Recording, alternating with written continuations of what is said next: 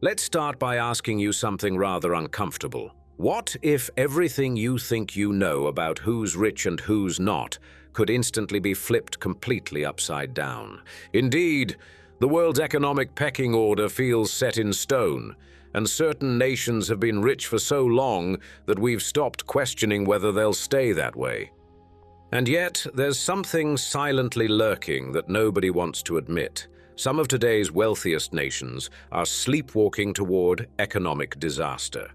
While their politicians give speeches about prosperity and their media celebrates quarterly growth figures, fundamental forces are quietly dismantling the foundations of their success. And demographics, energy costs, trade relationships, and political decisions made years ago are now coming home to roost in ways that could make today's powerhouses tomorrow's has-beens. But the most dangerous part is that these countries are too proud, too comfortable, or too politically paralyzed to acknowledge what's happening. Therefore, in today's episode, we name names and crunch numbers that will make you question everything you thought you knew about which countries will dominate the 2030s. And which ones will be left behind. When you think of Britain, you probably imagine red double-decker buses, afternoon tea, and perhaps a rather successful financial services sector. What you might not realize is that the UK has pulled off one of the most spectacular acts of economic self-sabotage in modern history. Brexit, that grand exercise in sovereignty, has turned the world's fifth-largest economy into a cautionary tale of what happens when political slogans collide with economic reality. Here's a number that should make you sit up straight. UK productivity fell 0.5% between 2019 and 2024. That may sound modest until you realize it marks the worst drop since the 1970s, outside of financial crises. Meanwhile, American productivity rose 9.1% over the same period. Britain stagnated while America grew 18 times faster.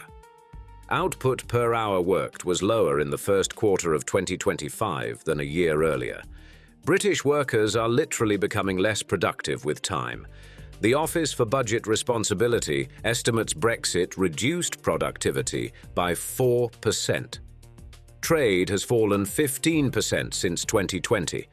By 2035, business investment will be down 7 to 8%, and real GDP 5 to 6%, roughly £2,300 drained from every citizen's pocket. John Springford at the Centre for European Reform calculates Brexit has already cost the UK government £40 billion since 2019. That's enough to fund the entire defence budget for a year, vanished into thin air. Trade volumes with Europe tell the story. Imports dropped 23.7% and exports 18.6%. The Trade and Cooperation Agreement promised zero tariffs, but the bureaucracy it created is crushing. Customs declarations cost £7.5 billion annually, and border checks on food and animals add another $500 million. Your weekly shop reveals the impact. Brexit has added 4% to food prices per year, compounding to 12.3% over 3 years. British households lost £9.90 billion in welfare from these hikes. Low-income families were hit hardest, facing a 52% greater increase in cost of living than wealthier households. Manufacturing is in what experts politely call terminal decline. The sector contracted 4.5% in 2024, with PMI below 50 for 11 straight months through August 2025. Energy use in industry fell to its lowest in 50 years. Factories don't consume power when they're shuttered. Jaguar Land Rover stoppages in September 2025 rippled through supply chains. Half of manufacturers froze hiring while a quarter considered redundancies. London is pulling further away. Productivity there runs at 170% of the national average, up from 125% in 1988. House prices now average 10 times salaries. compared with 4.5 times in 2000. Britain has endured the longest period without real wage growth in over a century. Workers are no better off than in 2008. Brexit's gift was a weaker currency, higher import costs, and stagnant pay.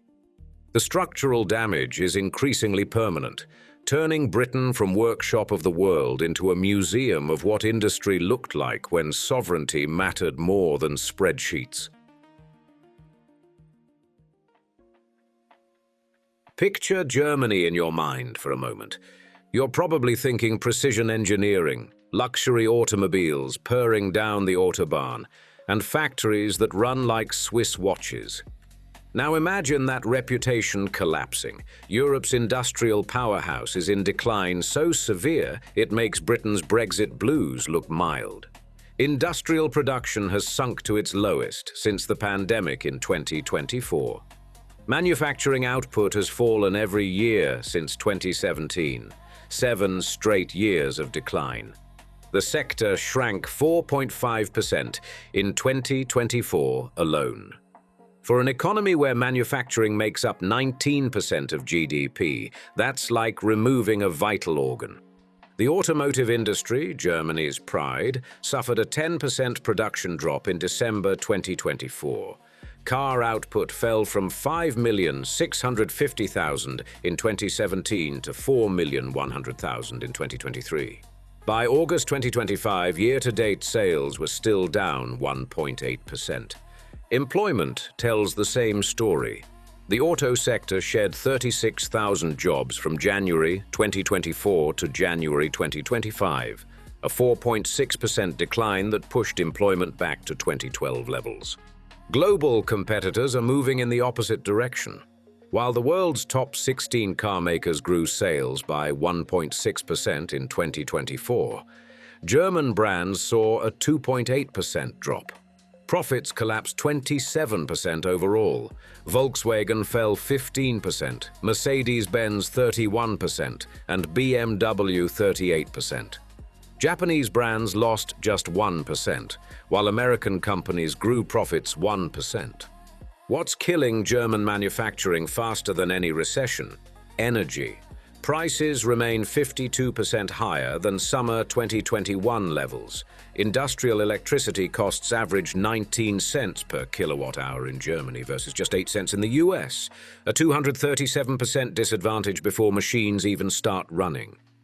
The German Chamber of Commerce warns that 51% of large firms are considering relocating or cutting domestic production, an 8% jump from 2023.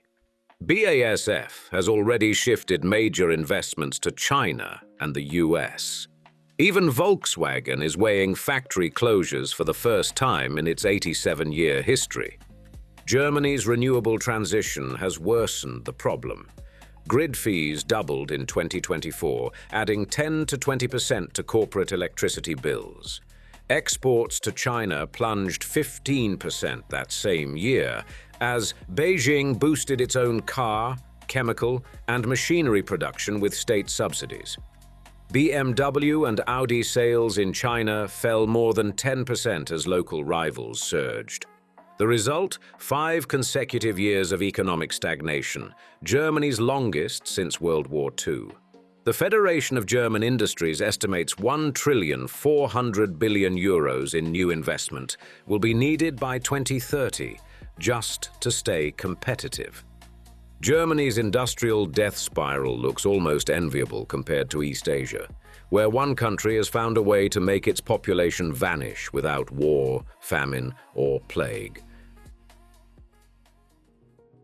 You might know South Korea for Samsung smartphones, K-pop idols, and binge-worthy dramas. What you probably don't know is that South Korea has achieved something no other nation in history has managed, the steepest demographic collapse ever recorded, with a fertility rate that makes even pandas look prolific. Brace yourself.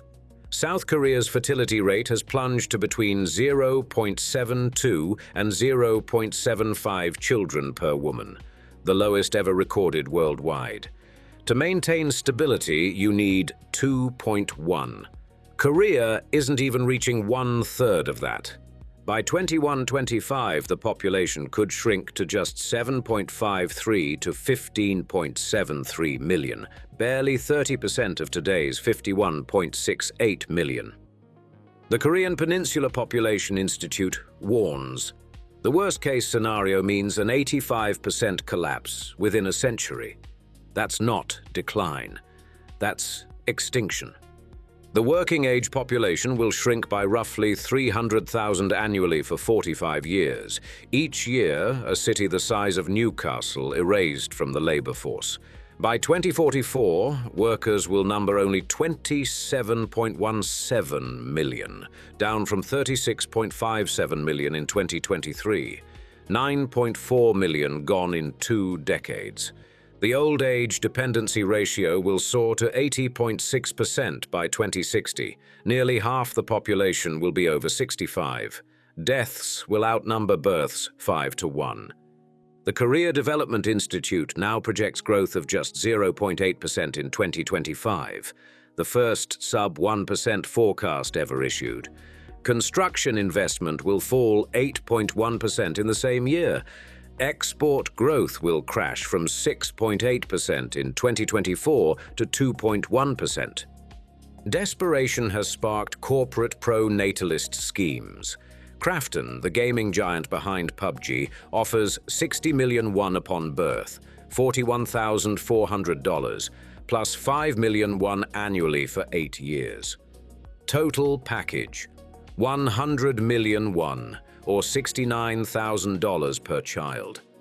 Boo Young Group matches it and has already paid out 70 billion won to 70 employees. Samsung allows parents of 3 or more to return to work after retirement. LG offers flexible schedules for parents through 6th grade. Samsung even expanded its Suwon daycare to accommodate 300 children. Companies are essentially bribing workers with the price of a luxury car to have kids. Yet the irony is tragic. The nation that gave the world smartphones and K-pop is literally running out of people. Elementary school admissions will fall by half to 220,000 in 2033. Rural areas already record death-to-birth ratios of 3 to 1. Experts warn the golden time for recovery may already be gone. With fertility at 0.72, South Korea stands as the only OECD nation below 1.0.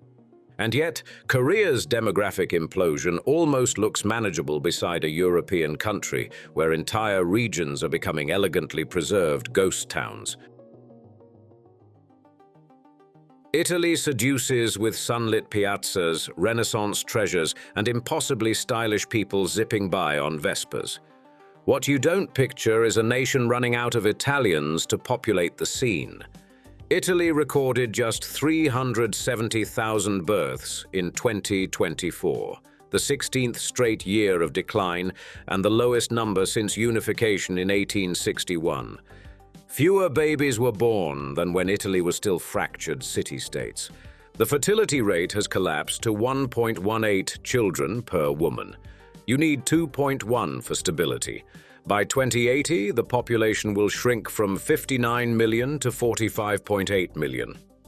Imagine Rome, Milan, Naples, and Turin erased. Deaths exceeded births by 281,000 in 2024. Since 2014, Italy has lost nearly 1.9 million people, the equivalent of Milan disappearing.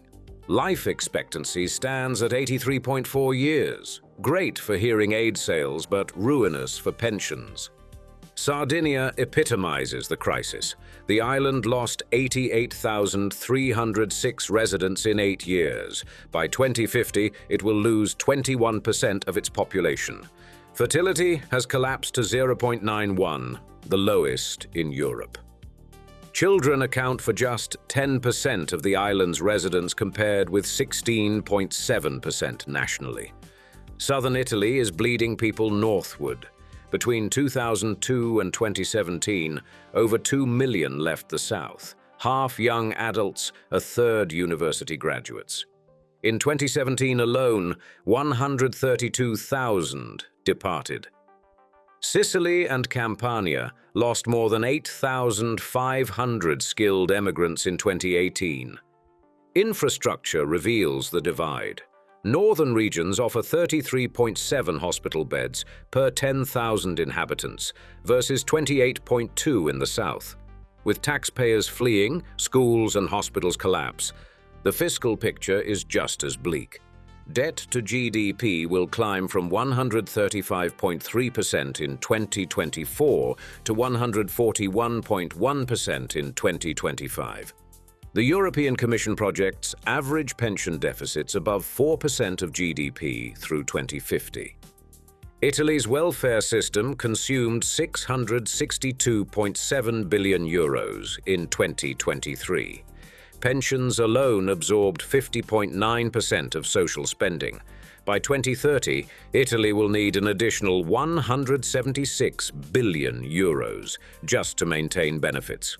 From 2022 to 2050, 38.8% of all tax revenues will go to pensions. The elderly dependency ratio will surge to 34.6%, meaning 1 in 3 Italians over 65. Meanwhile, 191,000 Italians emigrated in 2024, mostly young and educated, not retirees. Each emigrant drains future tax capacity.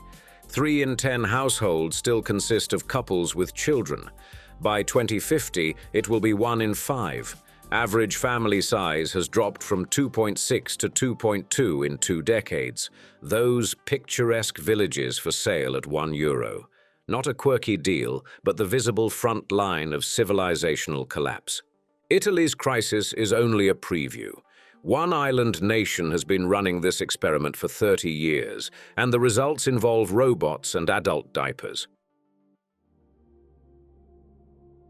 Japan presents itself as a technological wonderland of bullet trains, automation, and robots that can do backflips. What you might not realize is that Japan has become the world's demographic laboratory, running an experiment that ends with robots changing the diapers of a nation too old to care for itself. Welcome to the future, and it's wearing adult incontinence products. Professor Hiroshi Yoshida of Tohoku University maintains the children's population clock. If current trends continue, by January 5, 2027, Japan will have just 1 child under 14. The last Japanese child would essentially become a living museum exhibit. Japan's fertility rate hit a record low of 1.15 in 2024. Tokyo fell below 1.0 in 2023, the first major city to breach this threshold. Births dropped below 700,000 for the first time since records began in 1899. Only 350,074 babies were born in the first half of 2024, down 5.7% year-on-year. Deaths overwhelmed births by nearly 1 million in 2024, 1.58 million deaths against 730,000 births. The country lost 850,000 people in a single year, the equivalent of San Francisco vanishing annually. The worker-to-retiree ratio will collapse to 1.3 by 2050. 30% of Japanese are already over 65, rising to 40% by 2070. The working-age population will shrink from 74.49 million in 2020 to 59.78 million by 2040. 15 million workers gone. Even with more women and elderly working, Japan faces an 11 million worker shortage by 2040. IMF projections show health and long-term care costs reaching 15.5% of GDP by 2030 and potentially 19%. That would mean raising consumption tax 7 points or running huge deficits. By 2025, 17.5% of Japanese will be over 75. The Ministry of Health forecasts a shortfall of 380,000 care workers, with only 1 applicant for every 4.25 openings.